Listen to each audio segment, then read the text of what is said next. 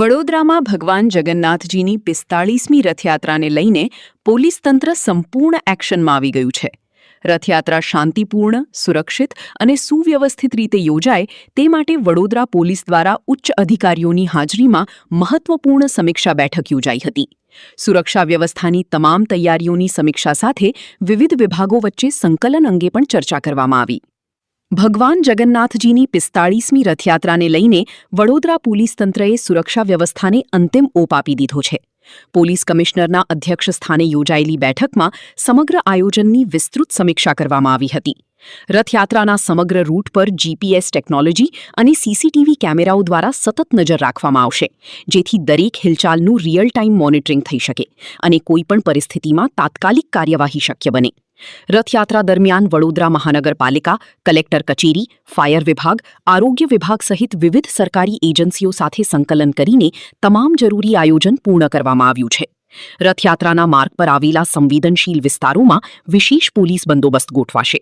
સાથે જ માર્ગમાં 16 જુલાઈ 2026ના રોજ 45th શ્રી જગન્નાથ રથયાત્રાનું આયોજન કરવામાં આવનાર છે. આના પરિપ્રેક્ષમાં આજે ઇસ્કોન મંદિરના હોદ્દેદારો, જનપ્રતિનિધિઓ, પોલીસ અધિકારીઓ અને રથયાત્રા સાથે જોડાયેલા જુદા જુદા વિભાગના પ્રતિનિધિ અધિકારીઓ પણ ઉપસ્થિત રહ્યા છે. આ બેઠકમાં રથયાત્રા અનુસંધાને કરવાના થતી એડવાન્સ પ્રિપરેશન્સ, સુરક્ષા વ્યવસ્થાઓ અને અન્ય વ્યવસ્થાઓ અંગે વિગતવારની ચર્ચા કરી છે. પોલીસ વિભાગ તરફથી દર વર્ષની જેમ આ વર્ષે પણ વિગતવારનું સુરક્ષા વ્યવસ્થા ગોઠવવામાં આવશે. ઓલરેડી આ અંગે ઇન્ટરડિપાર્ટમેન્ટલ કોઓર્ડિનેશન બેઠકનું આયોજન થઈ ચૂક્યા છે અને સાથે સાથે આપણા એન્ટાયર માર્ગનું નિરીક્ષણ, સુરક્ષા પરિપ્રેક્ષમાંના સ્કેનિંગ, કેટલાક ઇન્ટરવેન્શન્સ, સાથે સાથે અસામાજિક તત્વો અને ડિસરપ્ટિવ એલિમેન્ટ્સ ઉપર આપણા નજર, સમગ્ર રૂટમાં પોલીસની હાજરી અને ડોમિનેશન અંગેની કાર્યવાહી શરૂ થઈ ગયું છે.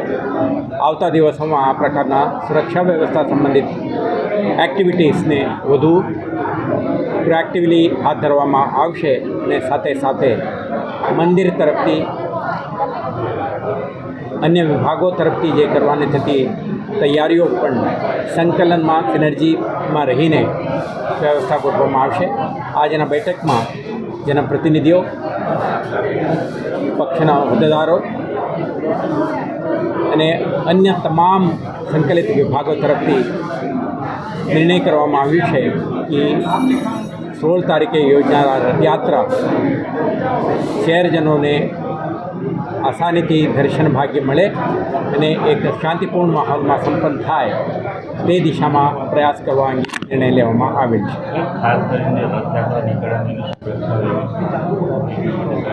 આજે આપણે રથયાત્રાથી થોડા દૂર છીએ. હું ફરીથી તમને જ્યારે રથયાત્રાના તારીખ નજીક આવે ત્યારે પોલીસ વિભાગ તરફથી કરવામાં આવતી તમામ સુરક્ષા વ્યવસ્થા અંગેની વિગતવારનું જાણકારી તમને આપીશ.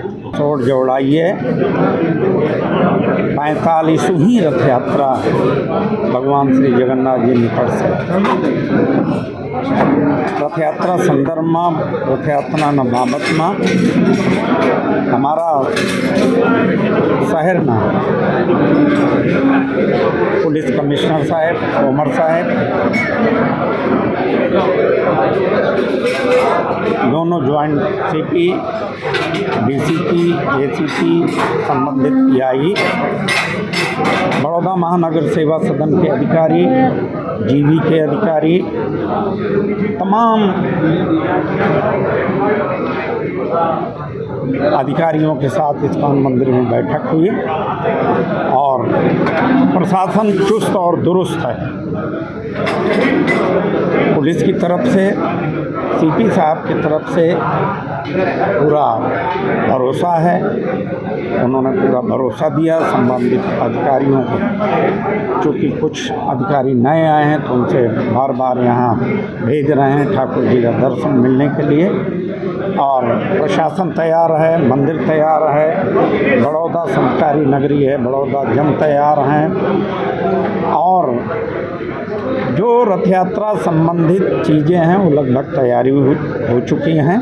15 तारीख शाम की रथ यहाँ से रेलवे स्टेशन निकलेगा और 16 तारीख को 2:30 बजे बड़ौदा रेलवे स्टेशन से रथ यात्रा का शुभारंभ होगा।